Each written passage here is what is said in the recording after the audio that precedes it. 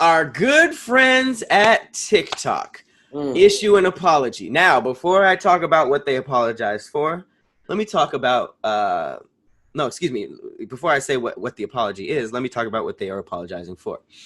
TikTok is a interesting subject for me specifically because I have been at war with them, a peaceful war, but a war nonetheless, for about a month now. I was invited up to the TikTok offices by someone who works at TikTok. She was really, really dope. I won't say her name just because it's obviously this is a negative connotation. She was super sick. She had a meeting with me, taught me about the app, said she liked my content, said what I could bring to it, how all the algorithms work, how I could best use it. So I was like, dope. Started using it more. That's funny. I have a little comment there. That's liked by 7 people. That's what's up. I started noticing that some of my videos were getting pulled down because of guideline. I was going against some community guidelines, right? I was like, okay, I've had stuff removed for YouTube. I know I could say some wild stuff or be talking about some wild stuff. I let it go. But then I started noticing how many racist white TikTokers were going hugely viral. Like on TikTok, on Twitter, it was literally along the lines of like everybody, hella make racist against black people, talking about how's my form, and then seeing like cotton, something like that, saying how to make N-words and pouring like, robbing people, all that stuff. All these horrifying, there was a campaign to make fun of people who are autistic, a campaign against like people who are Asian, Hispanic, literally just these things were getting tons of millions of views to the point where the creator had to go back and delete it themselves because of like threats and comments and stuff like that. So they had to delete it themselves. Now, none of these none of these went against any guidelines for TikTok, right? So I started noticing my stuff getting taken down, and it's like, it's TikTok. I don't really care. But then I started hearing about other black creators that were getting their content taken down unnecessarily. So when I started looking into it, and I was just like, okay, this is either take the racist ones down or leave the black people alone, Right. Like it should be even. That's all we fight for, is just for shit to be even. And what's wild about it was I started asking for black creators to send me videos that they got taken down. And I kid you not, there was painters that were just painting. There was one couple that just took a shot of lemon juice together on some like health tip. There was fitness people working out, people just doing random jokes. It was like the most ridiculous things being pulled off. So I started hitting up TikTok left and right, like, yo, we need to change your guidelines. I've been to your offices. Let me help you guys. Like, it was very, very peaceful. Right. And then they started leading me on red. Like, I have evidence that they saw all this stuff. I was blowing them up on Twitter. I was blowing them up on IG. My audience was blowing them up. And then it turned a little bit, and I started tagging them in videos of racist white people. Like, you guys allow this, but don't allow this. You guys allow this, but don't allow this. This whole thing started happening. And then the straw that broke the camel's back was they started blocking Black Lives Matter hashtags, George Floyd hashtags. Anytime people tried to post in support of that, it was canceled. So all of them came up as 0. So that's when everybody was like, yo, TikTok is blatantly disrespectful.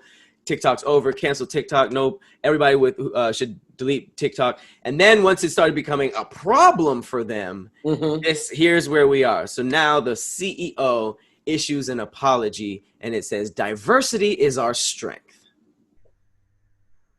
Yeah, before we read this, granted that, they're going to probably say that we make a pledge and to honor and respect everyone and all of that. Let me just go ahead and say, because I don't think it's an apology. I just want to say this. But I did send you something of them apologizing about blocking black contents. And fuck TikTok. Expressively from your boy. I will never fuck with them. I still got the app on my phone because I just didn't delete it, but I haven't posted anything to TikTok in a while. Fuck racist ass TikTok, black content blocking ass TikTok. This Chinese company that came over here and got so many people infatuated with it is clearly and blatantly being discriminative. Like, it's fuck TikTok. I will never ever rock with them. The same way I feel like I won't rock with Kanye ever again. I would never rock with TikTok. And that's no slight to you, Pat, because I know you got what you needed from them with the apology, and then them making a pledge to be more open-minded and be more fair, I guess, with content creators. But I won't. Like, once you wrong me on a platform as big as TikTok to block people from expressing themselves, but you let this racist shit fly, fuck TikTok. And I'm gonna try to get that as a hashtag and like really get. Oh, it's already brewing. And just obviously I said all that other stuff to say, here we come with a bullshit apology. I don't accept this at all. If anything, I've been fighting these guys for the longest. Now, mind you, I did get messages from people in Canada that said that, this might be the American branch of TikTok, because Canada, a lot of that stuff wasn't happening. The hashtags were viral in support of George Floyd and Black Lives Matter. It wasn't happening in TikTok Canada.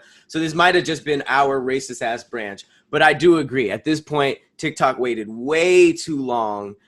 They waited until they were mixed up with this national protest, because before, when it was just black people complaining, just like a lot of companies, they were like, I don't care, Right. So now they have the nerve to say diversity is our strength as a society, as an organization, as a platform. As I begin my work at TikTok, it has never been a more important time to support black employees, users, blah, blah, blah, blah, blah. Words can only go so far. I blah, blah, blah, blah, blah, blah, blah.